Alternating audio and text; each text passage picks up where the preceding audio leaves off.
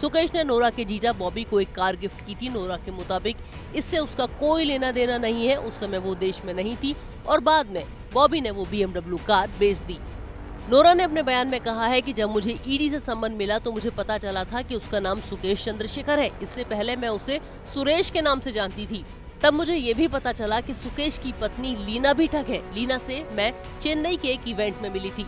Actress और big boss की पूर्व कंटेस्टेंट निक्की तंबोली का नाम भी सुकेश के साथ ठगी केस में आया है। निक्की ने कोर्ट में दी अपने बयान में कहा है सुकेश ने उस पर दबाव डालकर ये इंस्टा स्टोरी पोस्ट करवाई कि वो उसका बॉयफ्रेंड है। निक्की के मुताबिक वो 2 बार सुकेश से मिलने तिहाड़ गई।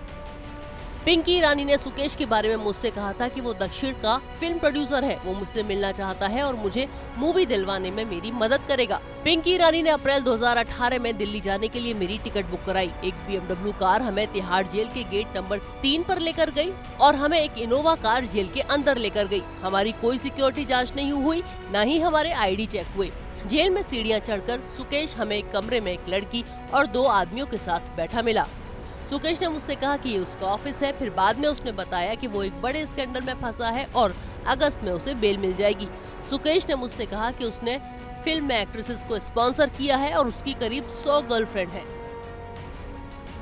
निक्की के मुताबिक सुकेश ने पहली मुलाकात में पिंकी को 10 लाख रुपए दिए थे, उसमें से 1.5 लाख रुपए पिंकी ने मुझे दे दिए। दूसरी मीटिंग में उसने मुझे 2 लाख रुपए कैश और गुची का बैग दिया। उसने कहा कि वो मुझे पसंद करता है और मुझे बहुत सारे बैग गिफ्ट देना चाहता है।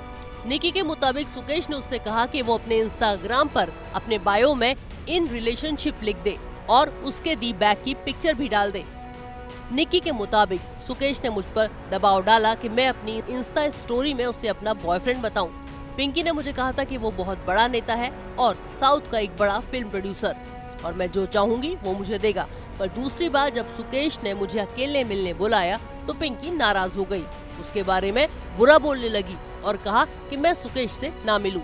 इन तीनों अभिनेत्रियों की माने तो पिंकी ईरानी एक टीवी एंकर रह चुकी है। पिंकी के मुताबिक जैकलीन से मिलवाने के एवज में सुकेश ने उसे 2 करोड़ रुपए देने का वायदा किया था।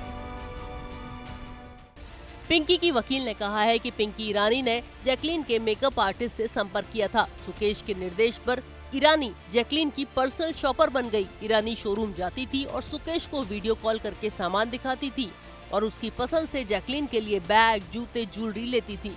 सुकेश उनका पेमेंट करके उसकी डिटेल्स ईरानी को भेज देता था। तो ट्रांजैक्शन तो सुकेश ने किया, ना कि ईरानी ने।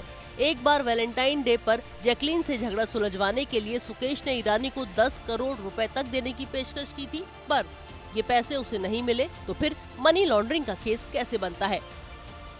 अब इस केस में अगली सुनवाई 23 जनवरी को है। वैसे सुकेश के खिलाफ बहुत सारे मामले दर्ज हैं, पर सबसे बड़ा मामला फोर्टिस हॉस्पिटल चेन के वाइस चेयरमैन रहे शिविंदर की पत्नी अदिति से ठगी का है। शिविंदर आर्थिक धोखाधड़ी के मामले में जेल में बंद थे। उन्हें छिड़वाने के एवज में कानून मंत्रालय और गृह मंत्रालय के अधिकारियों के नाम से सुकेश ने अदिति से 40 ट्रांजैक्शन में 200 करोड़ रुपए वसूल किए। सुकेश ने इस ठगी के लिए एक स्पूफिंग ऐप का इस्तेमाल किया, जिससे अदिति के फोन पर फ्लैश होने वाले नंबर केंद्रीय मंत्रालयों के दिखते थे।